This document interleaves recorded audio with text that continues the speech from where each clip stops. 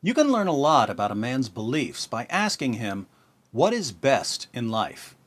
Once upon a time, a general said to his warriors, What is best in life? The open steppe, the fleet horse, falcons at your wrist, and the wind in your hair. the open steppe, a fleet horse, falcons at your wrist, and the wind in your hair. Sounds like a nature lover. The general was not a nature lover, so he replied, Wrong! Conan, what is best in life?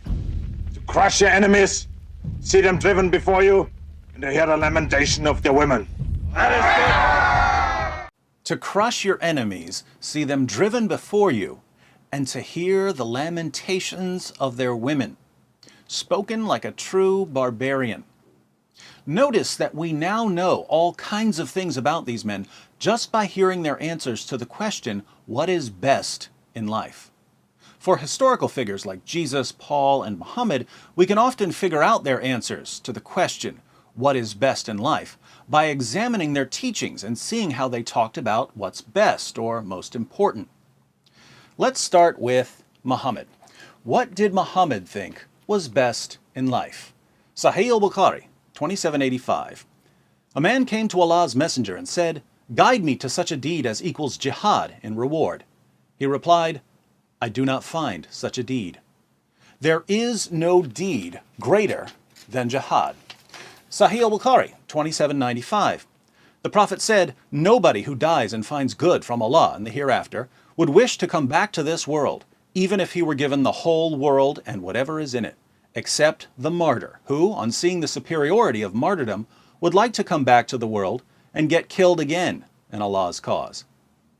Once you get to paradise, there's nothing in the world that you'd want to come back for except getting killed for Allah while waging jihad. Sahih al-Bukhari, 2796. The Prophet said, "A single endeavor of fighting in Allah's cause in the afternoon or in the forenoon is better than all the world and whatever is in it." How can Muhammad make this any clearer? Waging jihad isn't just better than this or that, it's better than the entire world. So, Muhammad, what is best in life? Muhammad's response is dying for Allah while slaughtering unbelievers. Similar to Conan's response, but with a religious twist.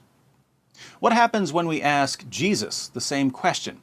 Well, Jesus was never asked what is best in life, but he was asked a similar question. In Mark 12, one of the scribes asks Jesus, "What is the greatest commandment?" There are commandments about every aspect of life, but what's the best commandment?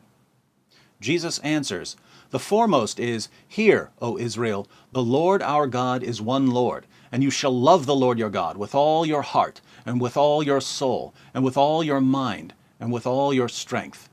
The second is this, you shall love your neighbor as yourself. There is no other commandment greater than these."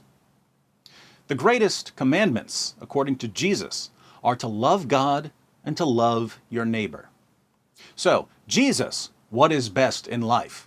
Jesus' response is loving God and loving others.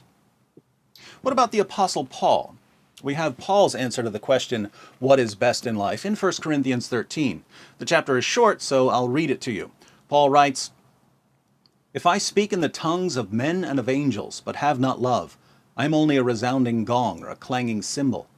If I have the gift of prophecy, and can fathom all mysteries and all knowledge, and if I have a faith that can move mountains, but have not love, I am nothing.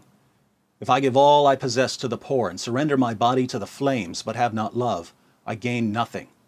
Love is patient, love is kind, it does not envy, it does not boast, it is not proud. It is not rude, it is not self-seeking, it is not easily angered, it keeps no record of wrongs. Love does not delight in evil, but rejoices with the truth. It always protects, always trusts, always hopes, always perseveres. Love never fails, but where there are prophecies, they will cease. Where there are tongues, they will be stilled. Where there is knowledge, it will pass away. For we know in part, and we prophesy in part. But when perfection comes, the imperfect disappears. When I was a child, I talked like a child, I thought like a child, I reasoned like a child. When I became a man, I put childish ways behind me. Now we see but a poor reflection as in a mirror. Then we shall see face to face. Now I know in part, then I shall know fully, even as I am fully known.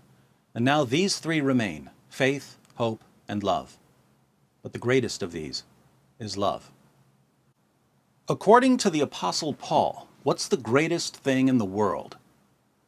Love. So, we've seen 5 answers to the question, what is best in life?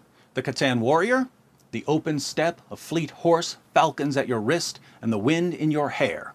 Wrong!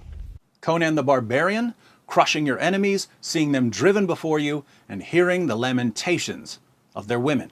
Wrong! Muhammad, dying while slaughtering unbelievers in the name of Allah. Wrong! Jesus, loving God and loving your neighbor. This is good. Paul, love. This is good. Now, we don't need to worry about the Catan warrior or Conan because they're fictional and don't have any followers. But roughly half the world's population believes in some combination of Muhammad, Jesus, and Paul.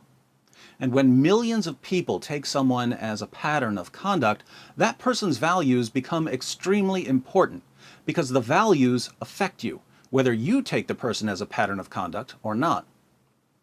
In other words, Muhammad's belief that dying for Allah is the greatest of deeds affects you whether you believe in Muhammad or not. At the very least, it affects you through his followers. Likewise, the emphasis on love we find in the New Testament affects you whether you're Christian or not. You can complain about Jesus and Paul all you want, but you've already absorbed some of their values because their values have permeated society. They also keep people like me from agreeing with people like Conan. So, what do you think is best in life? Do you Muslims agree with your prophet, or do you agree with Jesus? You Christians, who are required to agree with Jesus and Paul, have you really absorbed what they said about love? What about you atheists? Do you agree with any of the answers we've considered? Even more important, can you defend your answer without appealing to your feelings? Let me know in the comments section.